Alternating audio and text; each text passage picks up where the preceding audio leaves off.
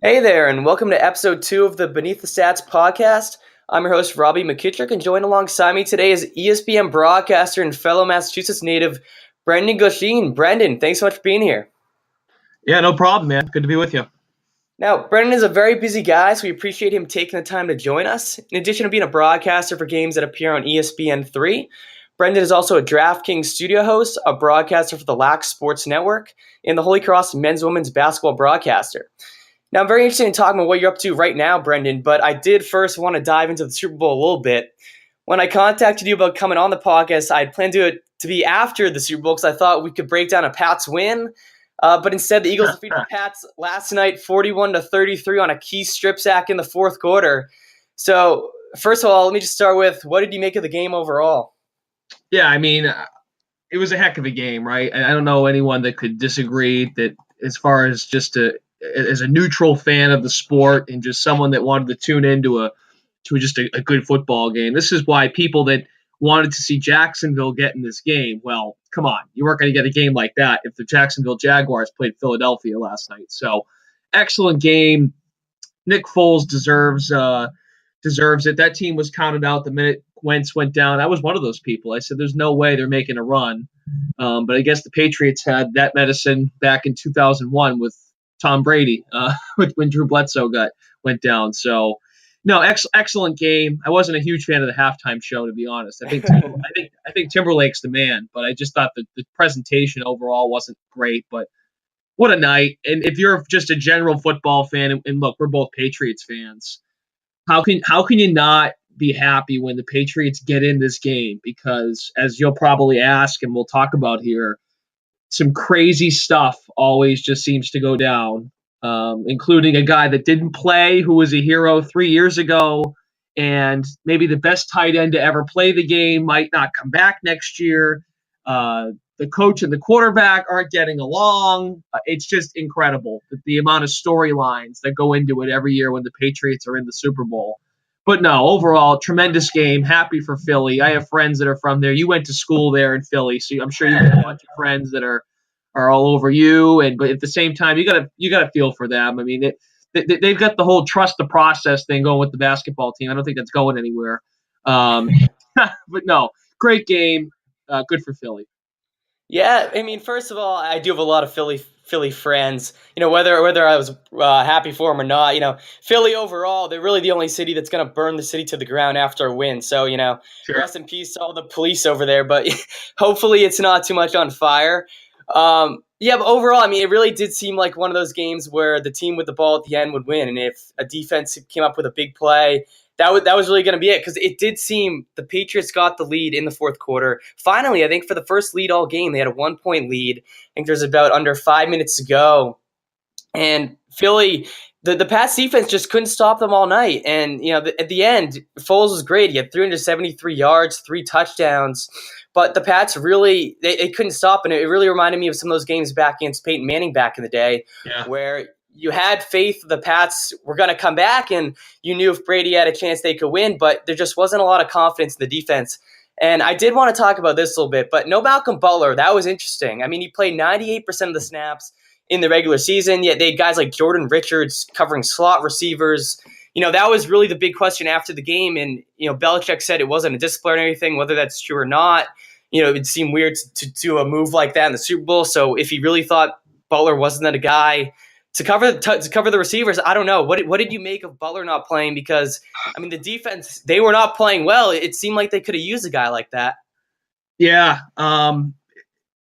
Overall, just talking about the defense from the get-go, I mean, what a bad look on Matt Patricia. I mean, you're going to be the head coach next year of a team. You go back to last year, right? They win the Super Bowl. He's wearing the Roger Goodell clown shirt off the plane. Kind of just, he tries to shield it by being this kind of Belichickian predecessor by, rocking the beard, not caring about his appearance. It's all about football. And then asked about it after the game, multiple local reporters were saying, hey, Malcolm, you just mentioned it, Malcolm Butler played 98% of the snaps. He's dressed for the game. He practiced all week. I think it was something with the flu or something during the week that he might have been dealing with, or it was a minor injury. And the fact he doesn't play, is certainly mind-boggling as a fan, and even just as a spectator, you're thinking, wait a second, that's the same guy that won the Super Bowl for that team a couple years ago. So just from a general fan standpoint of the sport, you've really gotten to know that Malcolm Butler was a hero 3 years ago. You go from Super Bowl hero, and I just put this on Twitter a minute ago. It's funny, Super Bowl 49, Malcolm, go, Malcolm, go, and Super Bowl 52, Malcolm, sit. You're not going in. It's crazy. Just again, that's my point about the Patriots in this game. You never know what you're going to get. No, but look, Batamosi, I think, was the one that played most of the game, and I think I think Batamosi was the third corner for most of the game, which is that just tells the story. I mean, 41 points to a back. I know Foles was excellent, but backup quarterback, 41 damn points. Peterson called a great game, too. He was a similar game plan to what the Kansas City Chiefs have run in the past, and he was the offensive coordinator. But here's where I think Belichick got this wrong. When you have a guy, multiple secondary players after the game, it's really not Butler's words that really caught my attention. It's when Eric Rowe says to reporters after the game that he was told minutes before kickoff that he's going to be the starter and not Malcolm Butler. How can you say that doesn't rattle the attention of your players? Because what's Belichick's line? Do your job, right? Do your job and do your job well. So if you're Eric Rowe and you weren't expecting to start the game, now it's different, right? If Malcolm Butler pulled his hamstring in warm-ups, okay, different story. But Malcolm Butler was healthy. He was going to play. He was seen. Well, he thought he was going to play, but you could see him in tears during the national anthem. So clearly, he was told he wasn't getting in the game. You see his teammates throwing their arms around his shoulder. Batamosi was over there. Rowe was over there. Harmon was another one. And then Harmon, speaking of, right? So these are the two bits of sound that I thought were eye-popping. Eric Rowe says after the game, I was told minutes before that I was going to start. That's a red flag. Then Duron Harmon asked after the game about Malcolm Butler not playing. He says, you're going to have to talk to coach about that one. I just play. The minute you hear that type of line from a Patriots player, bad news. Bad news because they know they don't want to say anything wrong. That is such a typical Patriots answer when there's controversy over a guy playing. And then Belichick this morning, I mean, we're recording this, it's 1 Eastern, I know it's in morning over where you are. Belichick had his teleconference this morning, and he addressed it. He said, look, I respect Malcolm's competitiveness, and I'm sure he thought he could have made a difference in the game. I'm sure his teammates thought he could have made a difference in the game. But, and here we go, I'll put the ball on the tee. Here's the Belichick line that we always hear. I felt it was the best decision for the football team. So, look, Belichick gets it more right than wrong. Okay, we know that. But something must have happened behind the scenes, and he's gonna stick to his guns on that one. But it was certainly surprising, just eye-popping stuff that he didn't get in the game. Yeah, it still makes no sense to me. And yeah, you talked about just the reactions of the players after the game. I don't know if it was McCourty or Rowe, but one of the reporters asked, well, do you think Malcolm could have helped out in the game? They said, yeah. So, it seems like not everyone's on the same page. Right. What really stood out to me was Brandon Browner was a teammate of Malcolm Butler's of the Super Bowl team against Seattle, and he posted on Instagram just ripping Belichick, saying that he should have been playing out there. He said a locker room was divided pregame. Most yards ever given up at a Super Bowl game, and your best defender over the past 3 seasons doesn't get a snap. And he went off. And Dante Hightower actually liked Brandon Browner's Instagram post. So clearly the Pats players are not on the same page with Belichick, which is not a good sign. And you're just going to get the classic Belichick answer. We're never going to know. It's going to be, it was, as you said, just going to do the best thing to put the team in the best position to win. So, yeah. As a fan, it's frustrating. We're not going to know. Belichick sticks to his guns. And I think we can question him, even though, in Bill we trust. There are times where he makes poor decisions, and I think that was one of them. But let me move on here. We'll talk about a couple more things from the game, and then I do want to get into where you're up to right now. But, overall, just talk about the game a little bit more. Brady was awesome. He had a couple missed throws here and there. The missed catch, that trick play was definitely a big one. But I really don't think you should expect Brady to be a wide receiver, especially at this point in his career. So I think we need to be easy with him on that one. But yeah, he was great. He had 505 yards. At his age, it's unbelievable. He shows no signs of declining. 3 touchdowns, 28 of 48. I thought he was great. I thought Gronk was great, especially in the second half. I thought Amendola has been awesome this whole postseason. Whenever they don't have Edelman, Amendola always steps up. He had 8 catches, 152 yards. Hogan made big plays. And again, it really wasn't the offense. The offense was there. They did have the one strip sack, which really was the key, because I think the Pats at that point were going to come down and get the lead, depending on how much time was left. It looked like your classic Brady comeback. But I think overall, you guys have to look at the defense. And when I think about it, no Dante Hightower, that really hurts his team. And that we talked about it a long time ago. Like everyone talked about when he got hurt. Dante Hightower was really the most important player on this defense. And the defense was never great, I think, during the season. They're always pretty good at not allowing a lot of points. I think you nailed it with Matt Patricia. I think he deserves a lot of criticism and does not look great for someone who wants to be a head coach to get up 41 points in the Super Bowl. But I think no Hightower really was key. They had no sacks in this game. No Ninkovich, I think also. Ninkovich was a guy who was really one of the few guys who get to the quarterback in the past. I think not having Ninkovich was big. James Harrison had a little bit of pressure here and there, but they really couldn't get pressure on Foles. And I think that was a key, because we know from this Pats team, when they don't get pressure on the quarterback, the defensive backs usually don't stay with the players that long. And it was one easy throw after another from Foles. And you talk about Foles being a backup. I thought Foles had a really good game. I thought he made some really good throws. But it didn't seem like he was a superstar quarterback like Matt Ryan. To me, last year, he looked really good against the Patriots. Foles did not seem like a Matt Ryan, a Drew Brees type quarterback to me. It seemed like, he had a couple of really good throws, but I think overall he made the throws that were there. They had a lot of wide open guys, and I just think it was a pretty soft defensive performance by the Pats. Yeah, I mean, they dumbed down the game plan for Foles, and I think what they did the previous 2 weeks ago when they played Minnesota, they really they threw some different wrinkles into the offense, and that's why I think Minnesota got really dumbfounded by the performance of Foles. I mean, some of those 50, because the Patriots won't allow the big play, right? They won't allow the score in the red zone. They have the top red zone defense in the league. I know that gets hammered into our brains as fans. Well, don't worry, they don't allow the big play, and they don't allow scores in the red zone. But it was getting ridiculous. Plays on the outside, the lobs, and look, Foles made the throws. They, like you said, they dumbed it down a little bit. Their running backs were like Garrett Blount was a factor in this game. I hate to say it, because I'm not a huge running back guy. Look, if last night didn't worry you as a fan a little bit, then I don't know what planet you're living on, because even Brady was like, I expect to be back. Belichick didn't commit to his future in his press conference this morning, and we're not going to hear from Belichick again till April, till like the owners' meetings. Like, he doesn't have to talk to the media for a while. And then Gronk talking about his future, which I can't blame him for, because of the amount of hits he gets, the double teams he gets. He's 6'7", he's getting plowed below the belt, and he's got the concussion. But look, outside of that, just going back to the game, again, it can't escape my head how bad of a look that was on Matt Patricia. And at the end of the day, Belichick makes the personnel decisions, right? If Belichick tells Patricia, hey, Malcolm Butler's not playing, well, Matt Patricia's like, well, shit, I guess I don't have Malcolm Butler. Got to move on. Bill's the boss. I'm not.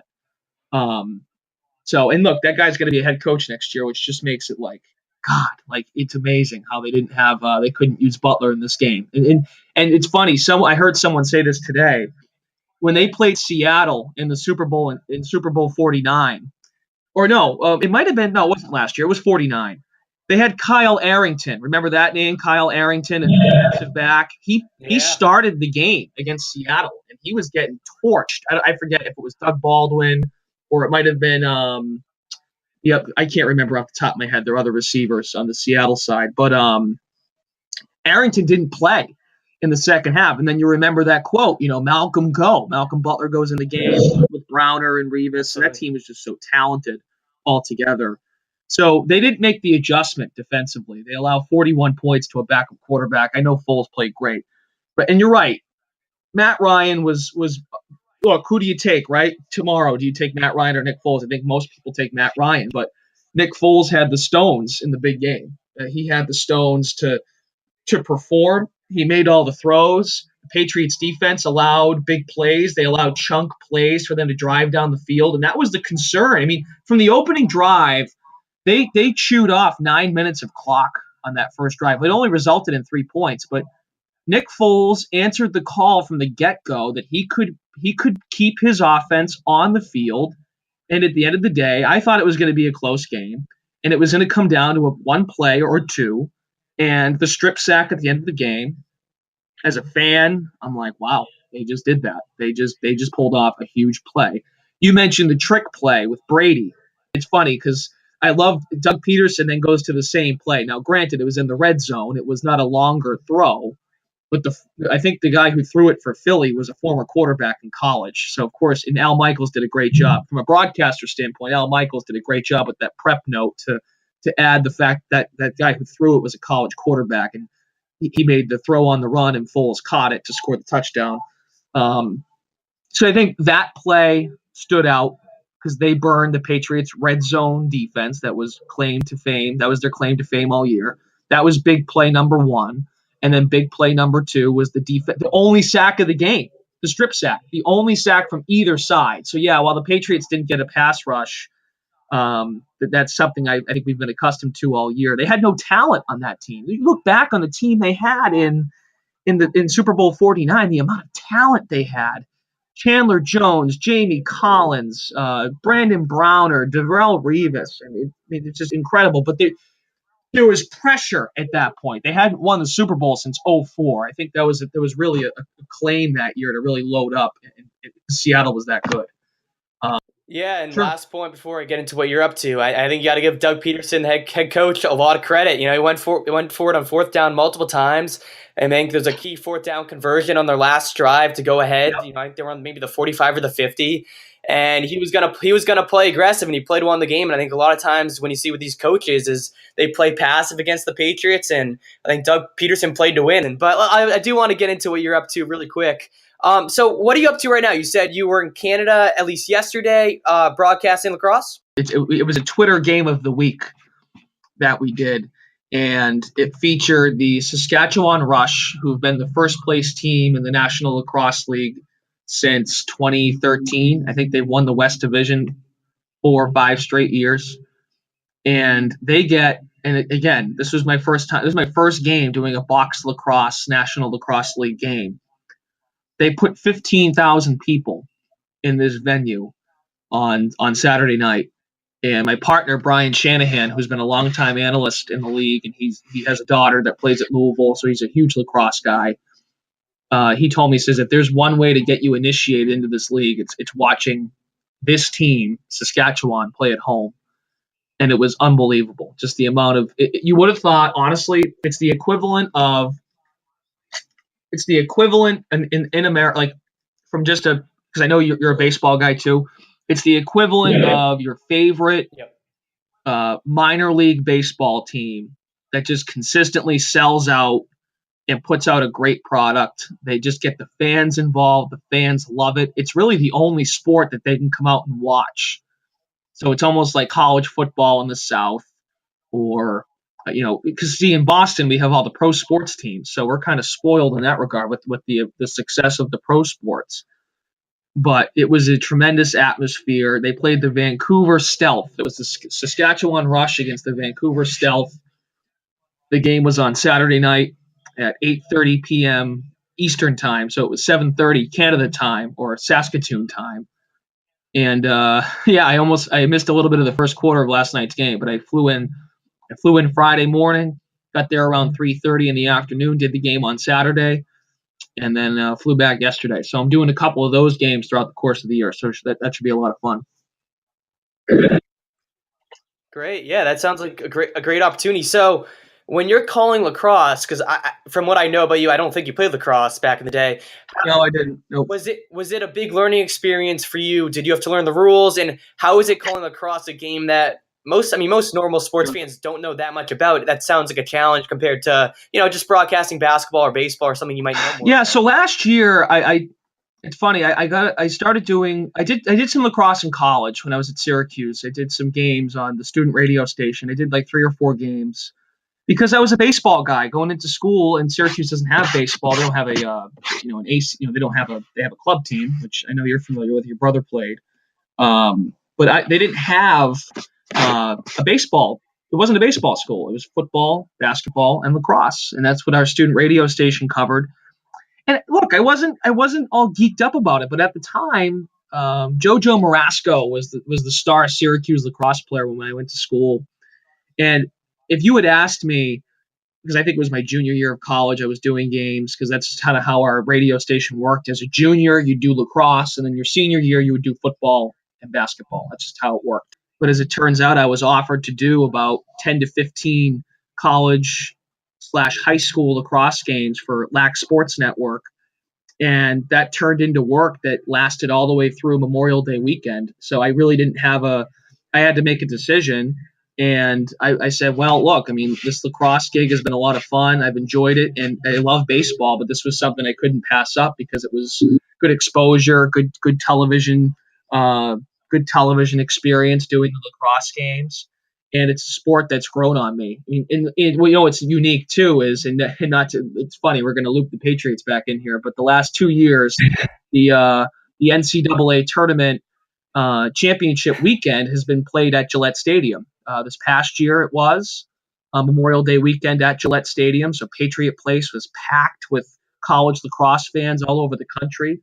And then this year as well. So it was a 2-year deal with Gillette. So last year and then this year, the college lacrosse championship weekend will be played at Gillette Stadium. So they kind of try to get it at pro sport facilities. So I think a couple years ago it was actually played in Philly. A few years before that, it was in Baltimore where the Ravens play. So it's been a lot of fun. It's a sport I didn't guess I'd get into and really, find myself being really, really passionate about, but it's become I guess, a niche, and I've enjoyed it. And I'm constantly learning because it's a sport. You're right. It's a sport I did not play. I think when you play a sport, or at least you've seen a lot more of it, it makes it a lot easier. But just I've seen now. I think I've now done close to 50 lacrosse games now total. So I think it's become a lot easier to digest and process. So it's been fun doing the lacrosse games. That's great. Yeah, I mean, I think for people who aren't necessarily lacrosse fans, I think it's a very fast paced sport with a lot of scoring and a lot of action. So I think to call it, I can imagine it's pretty exciting because it's so fast paced, and it's fun to watch on TV. It really is. So it's great you're doing that. But you did mention Syracuse. I was interested in talking about Syracuse, the Newhouse program, a little bit. People know it's known for just producing big broadcasters like Mike Tirico and Steve McDonough. I was interested, do you think it's the people they're attracting or the program itself that produces so many of these great broadcasters? I'm sure it's somewhere in between, but I guess what was the experience for you like at Syracuse in the broadcasting and journalism program? So the minute I got to campus, it's easy because it's not, that came out wrong. It's easy to look at the school, and what immediately attracts you is the alumni, because you know who's been there, who's in the industry now, and who is doing, because at the end of the day, the goal of a broadcaster, if you want to do play-by-play, your goal is you want to do the best games. You want to do the best games, whether it's football, basketball, hockey, baseball, lacrosse, anything. I mean, you want to do the best games that are out there. And when I initially got there, I mean, to be honest, I was initially waitlisted at Syracuse. I was waitlisted for the Newhouse program. So, and I heard how difficult, and I know this because I had friends that did it, that it's very difficult to transfer from just being an undeclared major, or let's say if you decided to major in marketing, but your goal was to transfer into the Newhouse program as a student. I heard how difficult you had to have a perfect GPA. You had to have a really, really strong freshman year to transfer into the program. And I know this because I went to school with people in different majors, public relations, marketing, whatever it was. Graphic design or television, radio, and film. people did it, and I was impressed because I said I can study my butt off, and I still couldn't get a 4.0 because I just wasn't that strong of a student from that standpoint. Like I had to really work hard to get to do well on a test or really do well on a paper. I just wasn't naturally great at those things. But my first step when I got to school was I said, well, what did those guys do? The Tiricos, the Sean McDonoughs, the Dick Stocktons, Ian Eagle, the list goes on. What did those guys do when they went to Syracuse? Okay, they joined the student radio station, and the student radio station is WAER. And I joined that station as a freshman. I was a writer for the first couple years, just kind of learning how to write to broadcast, how to properly script a sports update, very basic stuff. And then sophomore year, you're almost kind of the intern, if you will, of the station. You're writing updates, you're writing scripts for the in-studio host. You're not doing a lot of play-by-play because the juniors and seniors were doing all the play-by-play because the station was so popular.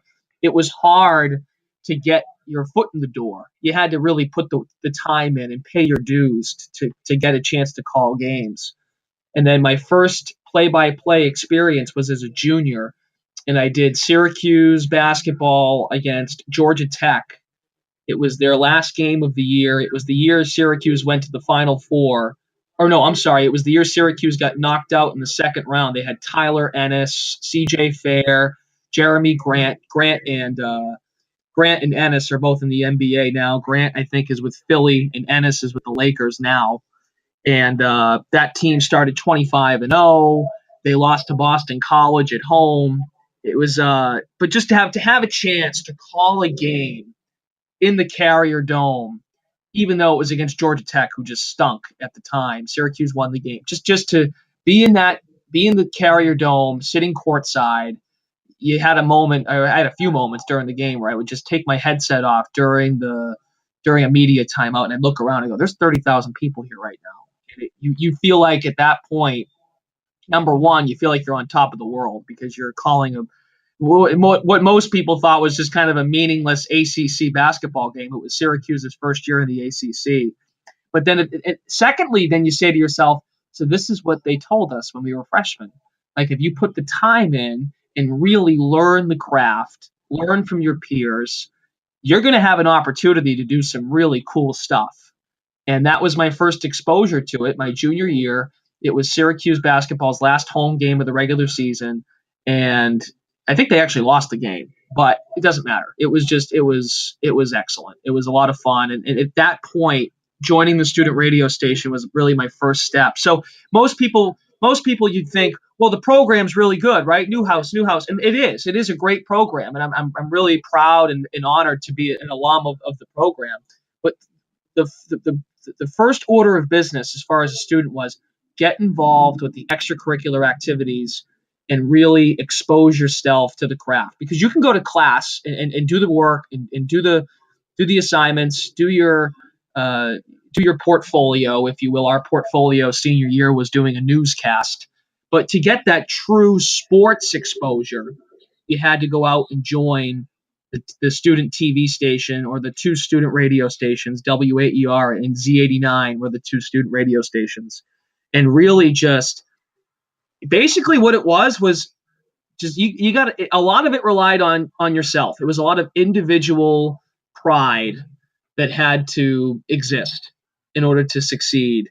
And you had to really want to learn and really want to figure it out. And that's the best way to figure out how to do this work is you have to go out and go sit in the stands at a women's basketball game with 300 people, bring a recorder and just talk and just figure it out and find out what works, find out what doesn't work.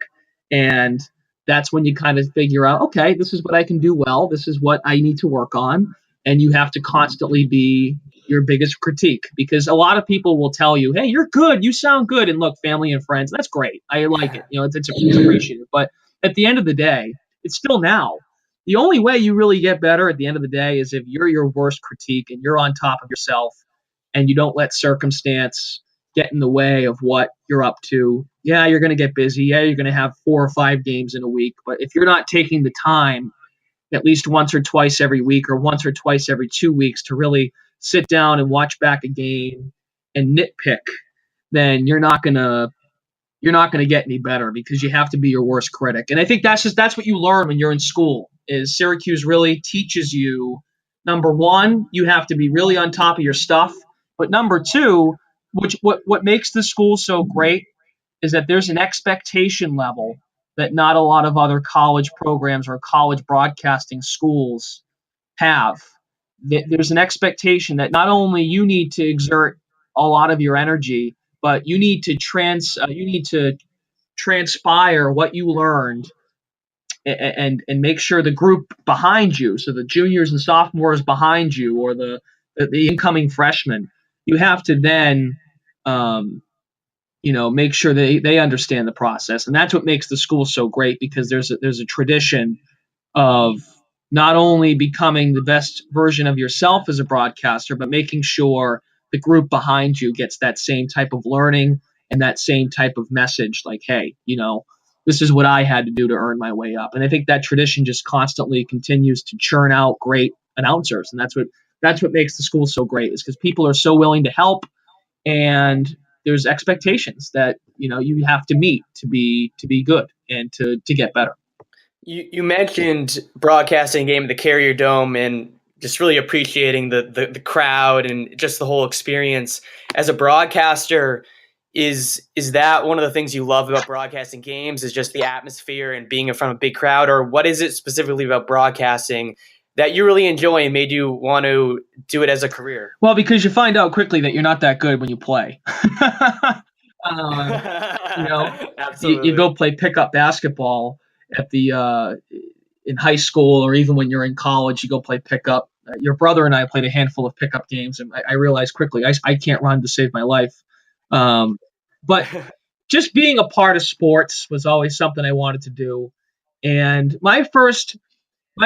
look, and this is cliche, because now I thought I was unique when I would tell this story, but I hear more and more people tell it now.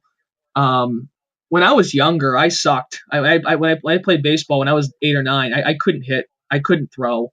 I was the kid that got stuck out right field. And the first thing I would do was I'd put my glove over my mouth, and I'd basically just start saying, okay, here's I had who was his name? Whatever.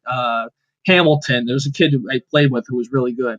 Well, here's Hamilton. Here's the pitch. Just saying dumb stuff, just really not even thinking about it. And I'm because the ball wasn't coming to me. Lefties had to pull it out to right. There was no lefties in Little League.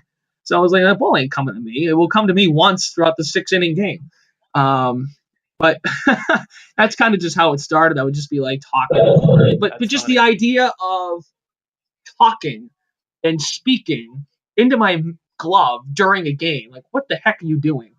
And then it would kind of transfer over to my bedroom, playing NBA 2K or MLB The Show. And as you play a video game, nowadays the video games are so much more enhanced. It's really cool. But I would mute the broadcaster and I would call the game myself. I said, screw these guys. I want to try this, And I played. I can admit, really almost through college, which is kind of a shame. But I played way too much MLB The Show and NBA 2K. Any college student or high school student probably should. But it got to a point where I was just so familiar with the video game style that I would just mute the game. Every once in a while, I'd say, I don't feel like talking today. But most of the time, I was I want to. And I didn't even think about it. That's the thing. It came I'm going to turn the volume down. I just wanted to talk during the game, be part of the game in some fashion. And that's kind of where the passion started. Muting the TV, trying to be better than, I think it was Matt Vasgersian, who just got the Sunday Night Baseball job for ESPN. Matt Vasgersian, he does a great job. He still does games at Fox. He was doing the Red Sox Astros. Actually, no, that was Joe Davis. Joe Davis, who does Dodgers games now. He took over from Vin Scully, he's actually very, very good. But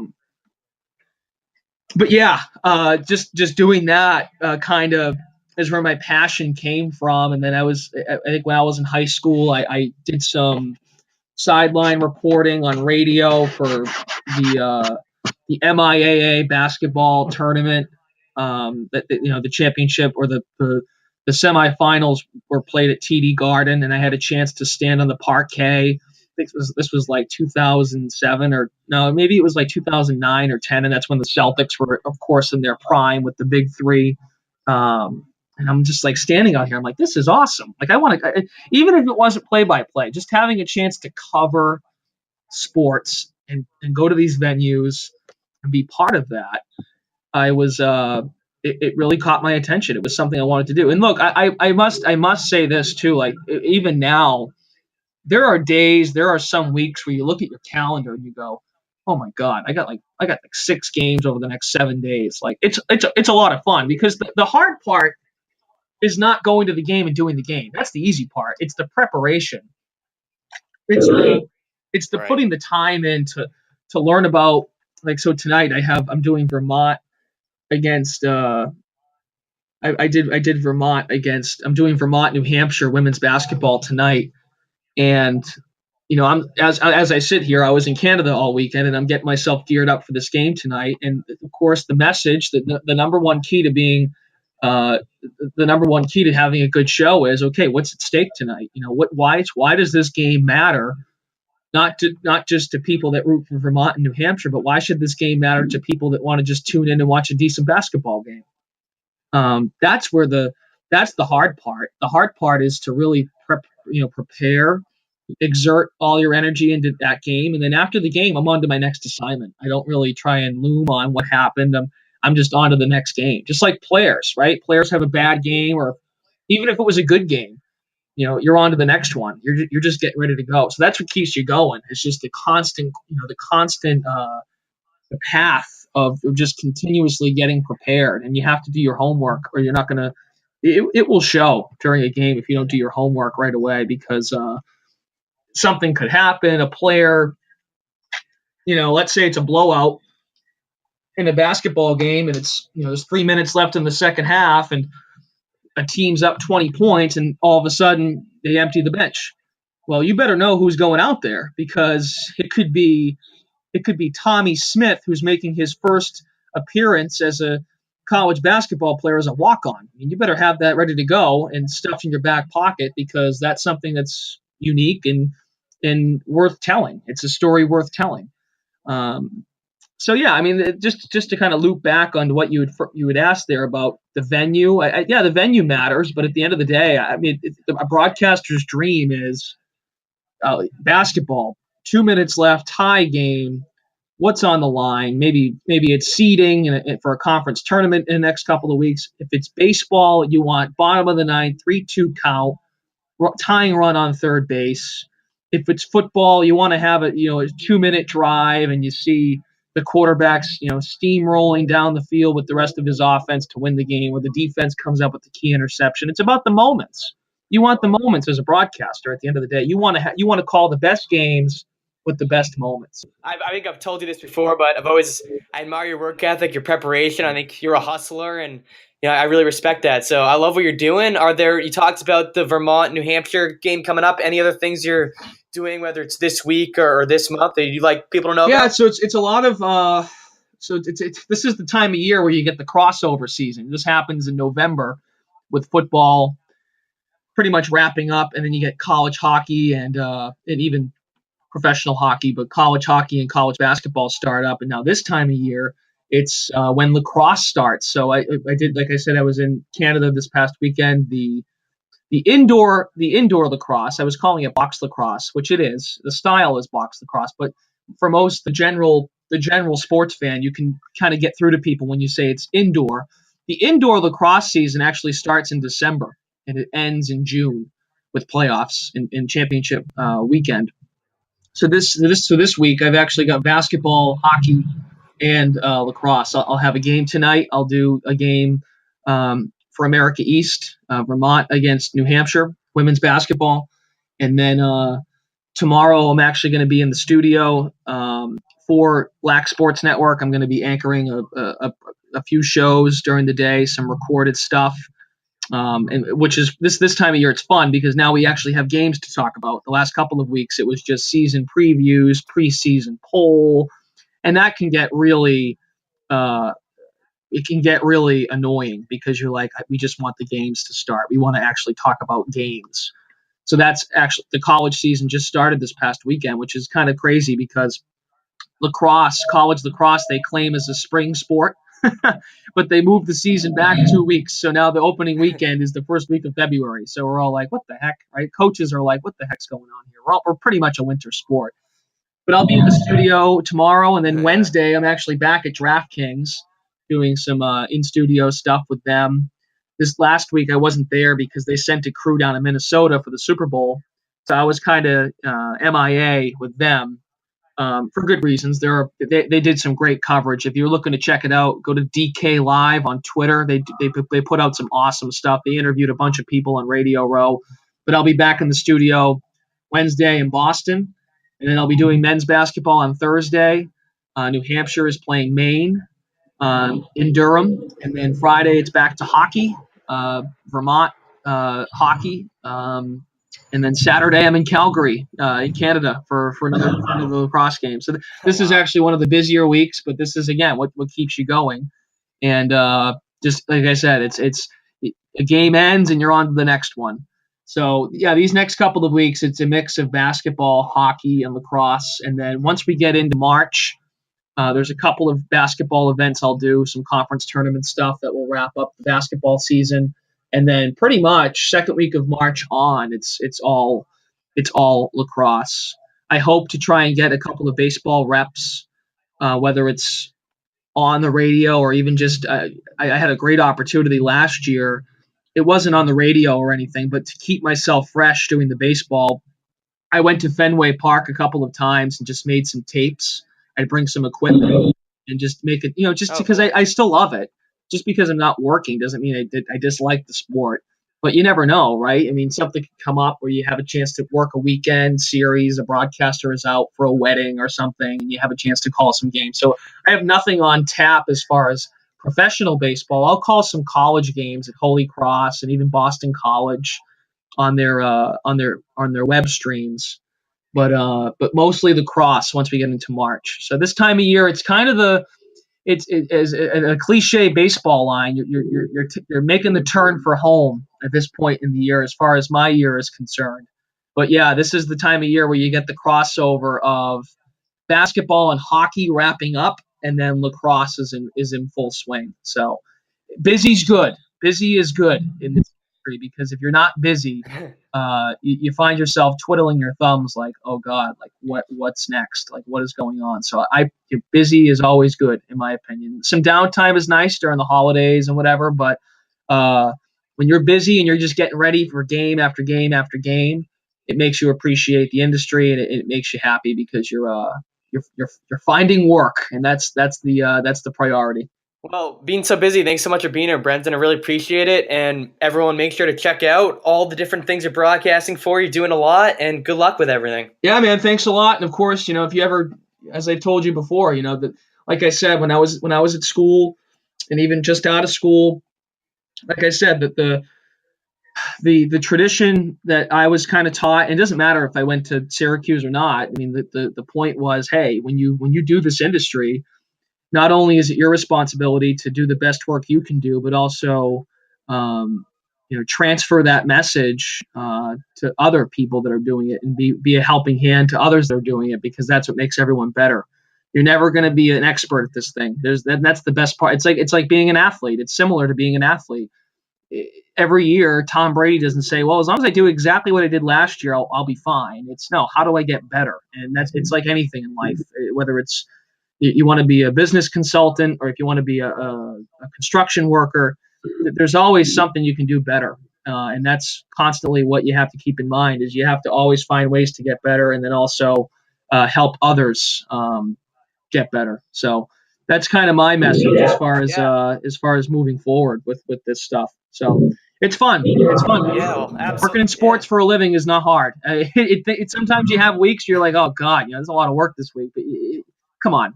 We're working in sports and they're paying me to do it. I mean, how can I complain about that? Absolutely. Well, I appreciate it. Make sure to follow Brendan Glasheen on Twitter at BJ_Glash. Always a great follow. If you enjoyed this podcast, feel free to check out my first episode on SEN America, or visit my sports blog, robbymckitrick.blogspot.com.